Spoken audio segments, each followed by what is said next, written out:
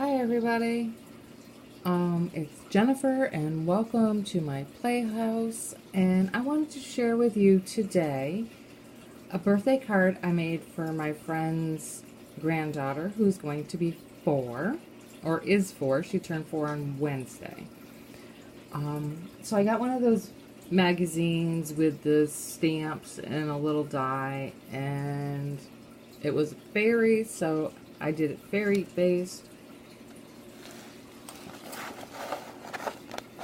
Wow. It's a big, big card. But I really think it turned out really pretty. So I stamped out the little angel or fairy. I stamped out the tree branch, the flowers, and her wings. And the saying, "May all your dreams come true." I heat embossed everything with, sorry, I got something in my eye. I heat embossed everything with clear stamping powder, or embossing powder. I watercolored the tree branch, the flowers, the fairy, and her wings. I did the wings in acetate, I think. The clear paper, you know what I'm saying? Because I wanted them to be more sheer. I really like that.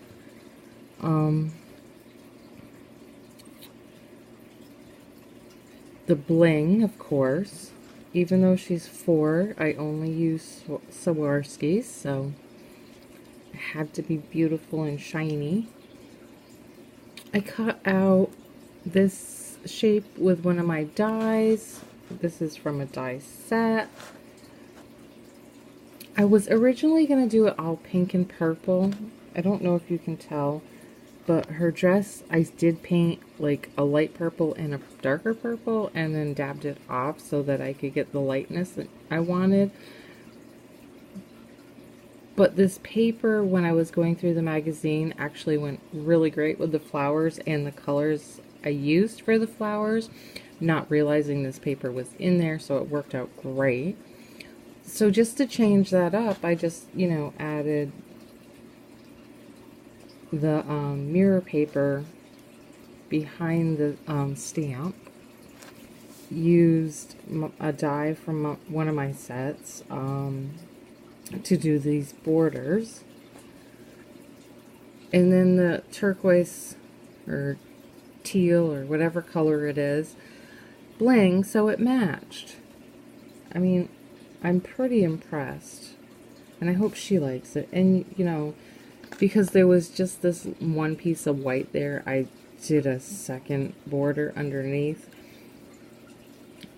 to pull it in, and it's on this. Wow, that's not showing up at all the color that is. That's such a shame because it's a beautiful color. Popped up this, popped up the sentiment. May all your dreams come true. I hope I didn't miss anything. I mean, I just love those wings and how they turned out. So because the inside of this paper is this darker color that really didn't go with it because it's more of a blue color, I did this, which I struggled with. Not all embossing folders can go through my machine, so I had to figure it out. But I think it makes it so that it's definitely alright to use that blue by doing that. So I embossed both the bottom and the top of the paper. Rounded the edges. Did the pink happy birthday beautiful, because I always tell her she's beautiful. Put the clear embossing powder over it. this little flower I cut out when I was cutting out the wings that came out. And I don't know how it happened, but this little piece from one of these landed on there, and I said, oh, that looks so pretty. So I just threw it on there. So I need to sign it and put that I wrote on it or made it for her. And I hope she likes it. I mean, she's 4 years old. She should love it, right? I would. She probably won't recognize all the work I put into it, but that's all right. I really think it's a beautiful, beautiful card.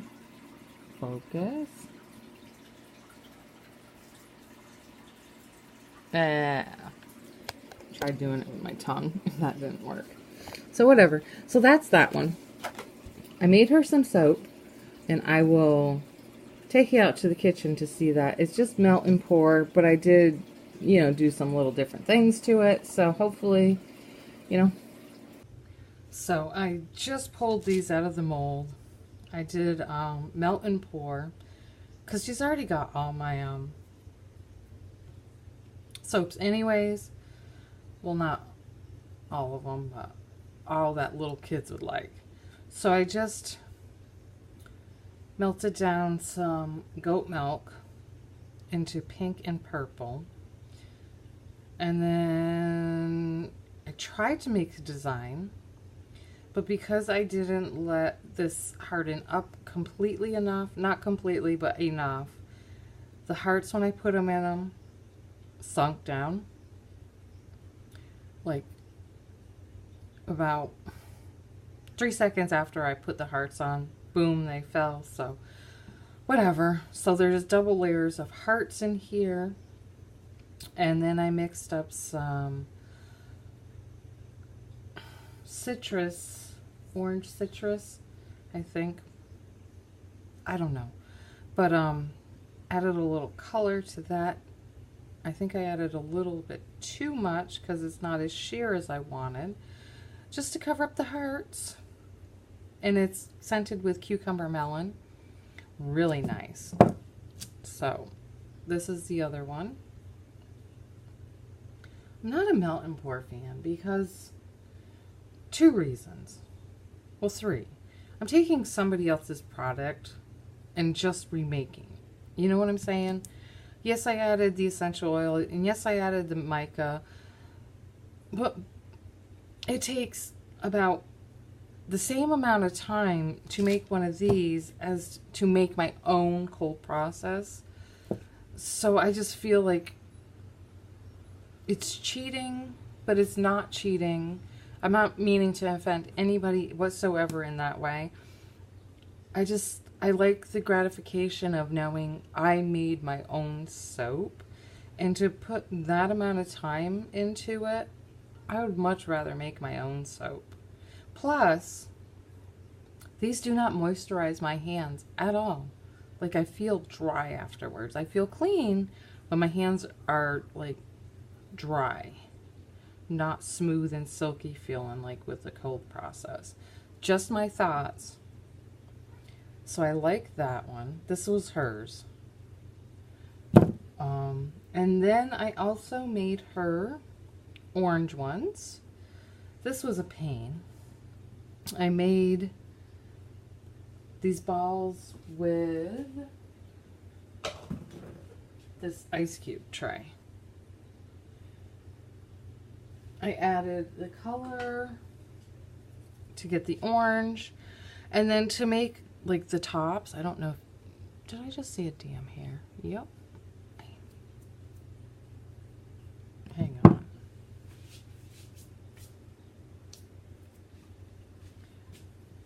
So to make the tops, I took my boyfriend's like drill bit kit that's got all these different shapes, and I made this, and it was awesome. They were coming out the way I wanted, but the only way you could do that was, I have a old coffee pot that I turned into a melt wax thing.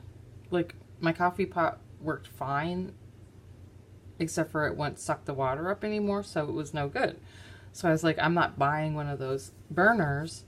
I just tore it apart and I just got the hot plate. So I put the bits on there and it got so hot, like, and I couldn't find my needle nose pliers.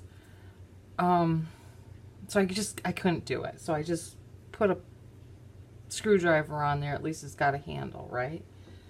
So yeah.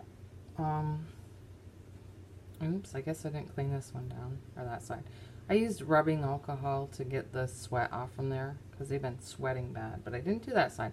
So this is, I added an additional scent of orange juice in there. I made the green bottom because oranges are naturally green. And then the white layer for the pulp, and then this for, or not the pulp, the rind part, whatever it is. And then the pulp is this color with the oranges inside. I mean, I hope she gets it. I like them. They really are nice, and they smell really good. They really do smell nice. So, and she's getting a bottle of my nail polish because we were talking last weekend and she said she loves my nails and she loves her nails painted and she can't wait until she can have long nails. So, yeah. She's my little love. Okay, I will show you the next card. And I want to show you a card I made for my grandbaby, David William. It's really hard for me to call him David because he was named after my dad. And my dad, I called my dad David once. And I really understood by the tone of his voice when he called me daughter that I was never ever to do it again. And I never did. So calling him David is going to be a really hard thing for me.